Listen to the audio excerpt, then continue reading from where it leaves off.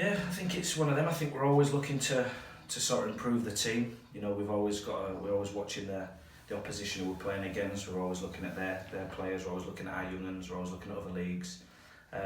Listen, every manager wants to improve the team. Simple as, you know, and we've got to keep balancing it out and making sure that we bring the right players in for the club and who are going to push us forward and not just make us stagnate. So I think the biggest thing for us now is finding players who will kick us on, not just for this year but for next year. So it's not an easy process doing that. It's easy to go out and just handpick players and grab them and go from there, but I think we've got a steady process now where we're working with Paul Burke and with the bosses just to sort of have a look at a player, identify and watch them for a bit and bring them in.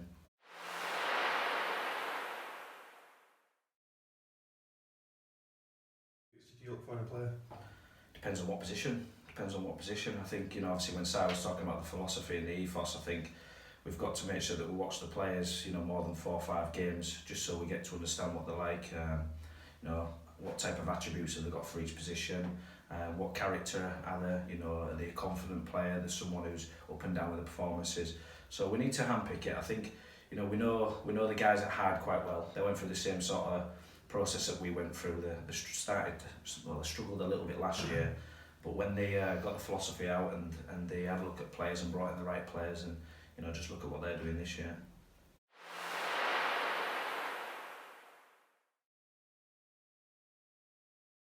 It's good. I like it. I think it's something that we needed. I think we needed that next stage. I know that we've had big games with our full timers, and you know we've travelled around the country with them, but you know, obviously we've been there with Paul, with Billy. You know, we understand the expectation of the club. I think it's good for us. I think it's, you know, it sort of makes us better as coaches and managers. You know, we've always got to try to find a way of winning. And listen, we know that at the end of the day we could play bad and get 3 points, everyone will be happy. But me and Si want to balance it out. You know, want to play good football. We want to win games as well. So it's just something that we keep taking in our stride. We keep learning from it. We keep listening to the fans. You know, we'll always listen to everybody's advice. Hence why we're doing this. You know, but it's been good. I've enjoyed it. You know, it's not nice. We feel everything that the fans feel. You know, when we get beat, we're just as disappointed. You know, if not more. You know, we sort of chews us up when we lose a game, but when we win, we love it as much as the fans. So we'll keep doing it, and hopefully the fans will stick with us, and you know, we'll be on a good roller coaster.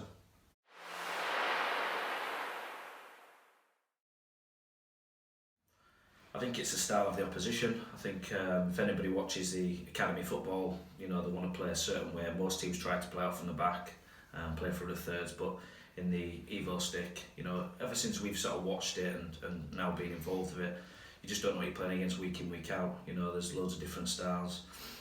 Some teams that want to play nice football, or some teams who play direct, some that, you know, flutter between the two, you know, changing the style. So it's just one of them. It's a learning curve. You're sort of thinking on your feet, you know, more. But I think what we need to do is sort of get our philosophy across to the players, stick with what we know, and then just have a little tweak on what we're playing against.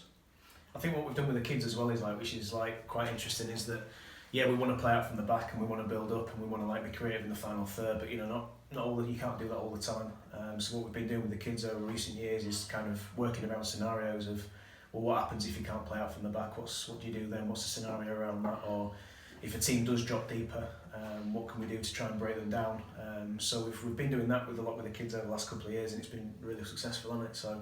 And that's why we felt as doing that with the kids and being successful with that's why the next move for us will be to take over and managing Taddy and doing a similar sort of thing, because that's what the Evo-Stik's all about. You know, you can't play out from the back every time. Sometimes you've got to go a little bit longer. Sometimes teams will sit in and try to hit you on the counter attack. Sometimes teams will come at you. There's loads of different things. So that's what we try to do, work around scenarios rather than an ethos that's just right. This is the way we're playing. It doesn't change.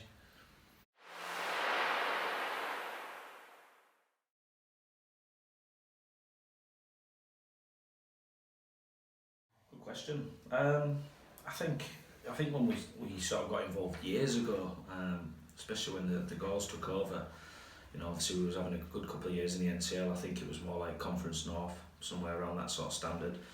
Do I think we can get there? Yeah, I do. I think if you look at the club and you look at the fan base and the structure from the guys above and the academy as well, I think why not? You know, we've got probably one of the best youth systems in the country, away from the pro setup.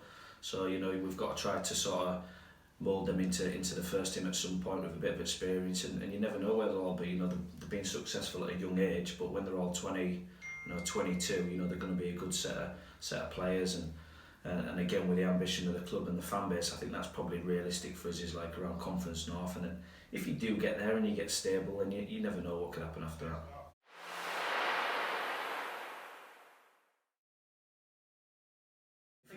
I think one of the hardest things in football is scoring goals.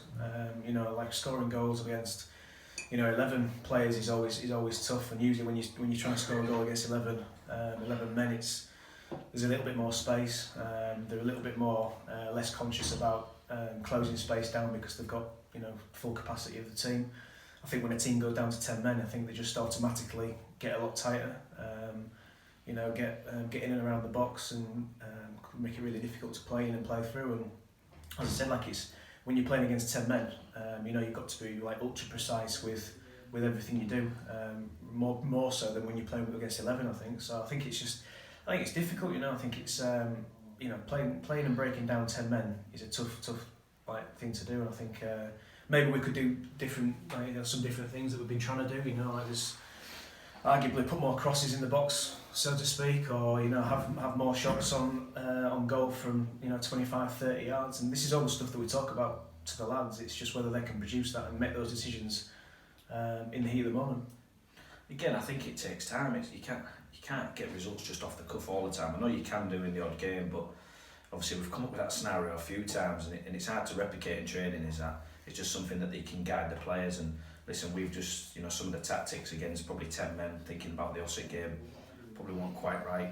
We didn't really have the out-and-out wingers to get down the side and exploit the space. It's just one of them things. It's football.